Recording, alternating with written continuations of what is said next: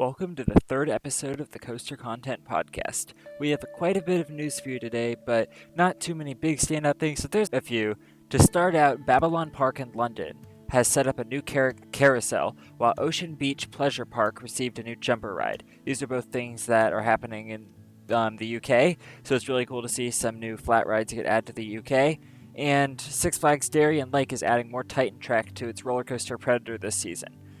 We don't know which parts are going to be added yet, but it's really cool. Titan Track is taking over more and more of the different roller coasters in the industry. Haicheng Ocean Park in Zhengzhou is going vertical with their first ride. It's a huge Chinese Ferris wheel. We don't know too much about it yet, but the supports have been placed, so it looks really cool. I always think huge Ferris wheels are really cool, but it's just always, they're so big. But another sad Six Flags news, but also good for Cedar Fair, I guess.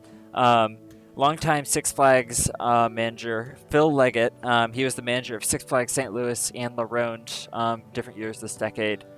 He was let go, and he is now the assistant director of Canada's Wonderland in Toronto, which is really cool seeing that now someone who was a manager at a Six Flags park is now helping a lot with Cedar Fair Park. So it's really interesting to see how people are jumping around there to see how he'll affect Canada's Wonderland, and to see, I love Canada's Wonderland, it's a really good park, they have a lot of good coasters and stuff like that, so seeing how that park is affected by this is going to be really interesting to see.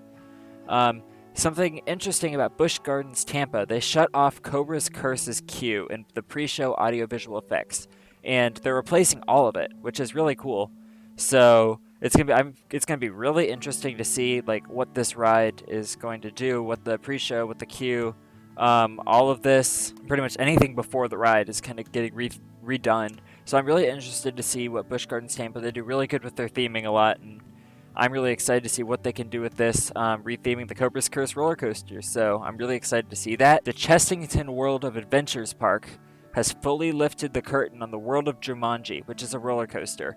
And just like, I'm pretty sure it's Zeus in Europe, this coaster will have a backwards-facing row. The roller coaster Mandrill Mayhem will have a backwards-facing row, which is really cool. It's a whole new area, the World of Jumanji, so it's kind of an entire themed area. Looks like there's going to be at least one flat ride and then one big roller coaster. The big roller coaster will have a backwards-facing row. And I always think backwards-facing rows are very, very interesting, because when you're in a backwards-facing row, the ride experience is totally different. So if you're forward-facing, for example, you can see the track in front of you, and you can kind of see what the things are. You know when the airtime's coming, you know when all of the events and things and all of that are coming. But the second you're facing backward, you all of a sudden have no idea. You'll just might hit airtime, you might take a bank to the left, bank to the right. You might even do an invert, and you have no idea what you're doing. So backwards-facing rows are entire new ways of experiencing the back of a train, with the back of a train while getting like the same airtime and everything that you would, but not knowing when it's coming. So it's a totally new, surprising experience that a lot of roller coaster enthusiasts absolutely love, because getting to not know what's happening, and if you don't know the layout well enough, then yeah, it's going to be absolutely wonderful for anyone riding that in the backwards row. I wonder how they're going to do the queue for that, if you especially like split off earlier for the backwards facing row, if it's something near the end you just split off of. So it's really interesting to see. But I'm really excited to see another roller coaster like Zeus that is going to have a backwards-facing row. And remember yesterday how Universal closed their Kidzone area? They're already retheming it, or at least the walls they put around it for construction now have a ton of different like DreamWorks characters all over them, which means like Kung Fu Panda, Shrek, characters like that. And it's really interesting to see how those are all themed out. So you might be seeing a Kidzone theme to DreamWorks now, so it might be things like Kung Fu Panda or Shrek, like different things like that. That might be the whole new theming of the area. Not totally sure what it's going to be, but it seems like that's what they're heavily leaning toward. And at Europa Park, the Voltron coaster Big Dripper track pieces are arriving. So it means that they're getting a lot of the track pieces on site for this park, which is absolutely awesome. Because whenever you start getting track pieces on a park, that means construction can start happening, or at least on the track, which is absolutely wonderful. The tracks are really cool. You can see from the photo, you can see like spirals and stuff like that, and it's absolutely wonderful seeing Europa Park getting another roller coaster or more track on that. So Voltron coaster will be really cool. I'm really excited.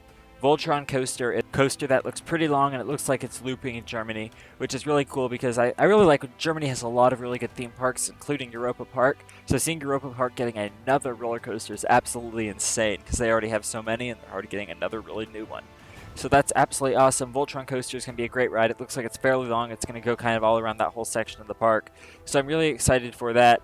And now we're going to go back to the US with Disneyland California. They resumed their sale of the Magic Key passes today, and they're doing like small virtual queue passes and stuff like that. So I don't know too much about these right now, but pretty much these Magic Key sales are just like passes, if I understand correctly, that get you into a ride faster. It's kind of like a fast pass as always, but they're kind of selling them back now. So it's awesome to see that Disneyland California is selling them. And I've recently went to Disneyland California about a year ago. I absolutely loved the park. Disneyland California has a lot of really good rides and attractions. I love the Guardians of the Galaxy Drop Tower. It was probably my favorite one. Incredicoaster was okay. It wasn't my favorite, but it was all in all, it was a really good park. I also did the Cars ride. The Cars ride's really cool. And the Magic Key system looks like it will be really cool. So I'm not totally sure exactly what it is, but I'm pretty sure it's something to do with like Fast Pass-esque things. So if you like Disney and you like Fast Passes, this is a good thing for you. In Tussenfried, they are testing Storm the Dragon Launcher, which is a Gerstlauer launched invert. They haven't done too much testing with it. It's just going along the launch track. They aren't doing full layout runs or anything. They're just testing the launch system. But it's really good to see testing of different rides starting at all these different Europe parks, because testing in these Europe parks is very important, so you can get the rides open sooner. And it's just awesome seeing new roller coasters pretty much everywhere. There's so many new roller coasters this year, especially in Europe, that it's really exciting to see. And it's like really awesome. Next, we're going to go to Holiday Park. They are opening the entire park next winter. So they've been operating since winter, since the year 2019, but only a small portion of the park has been open. So next year, Holiday Park is going to be having the entire park open during winter, which is absolutely amazing. My home park, Worlds of Fun, used to have a winter event for like 3 or 4 years, and then they for some reason stopped doing it, which was really sad because it was a really awesome winter park. So if you're hearing this, then I would absolutely love if you guys reopened that. That was the coolest thing, especially at Worlds of Fun. It was a great city to have it in. Every time I went, it was super crowded. All the fires and everything were absolutely amazing. But that's not about Holiday Park. Going back to Holiday Park, it's cool that they're opening the entire park during the winter. The more rides during the winter, the more people they'll attract, and the more popular the winter event will be. So seeing that is really cool for Holiday Park.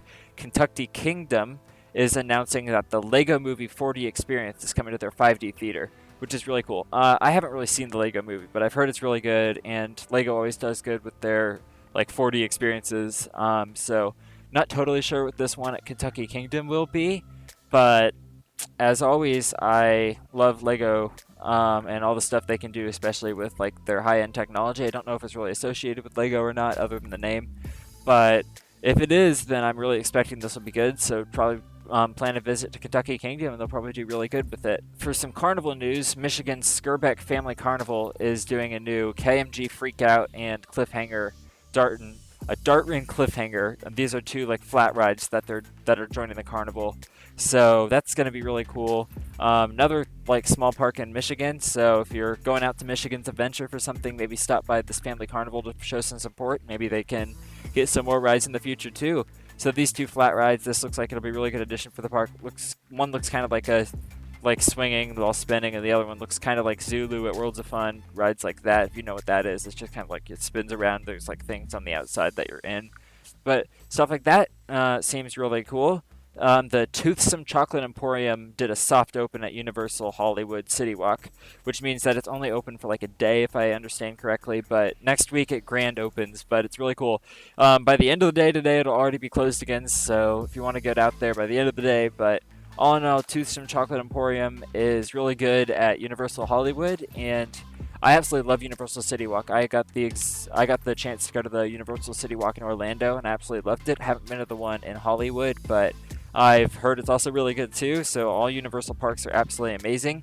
Another bit of news, S&S Worldwide has their new merch store. They're selling hats, prints, Aero Coaster wheels, calendars, which is all really cool. So if you ever want like coaster wheel from an aerodynamics coaster, then, or not aerodynamics, but just Aero Coaster in general, they have a merchant store you can go to. Might be something cool you could hang on your wall if you really like Aero coasters, stuff like that. But it's really cool to see them selling parts of a roller coaster, which is awesome.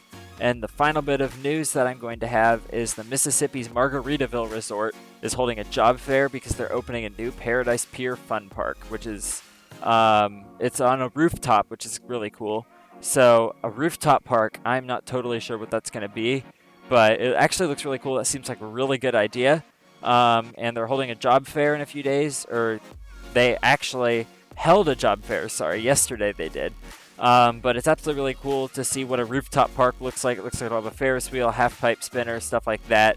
But yeah, another Mississippi small park, so with all that information, hope you all have a good day and ride safely. If you really like this and you're watching on YouTube, please subscribe, leave a like, and comment down below, as it really does help the channel. And if you're on Spotify, please leave a follow. Thank you all so much for listening, and have a great day. Ride safely.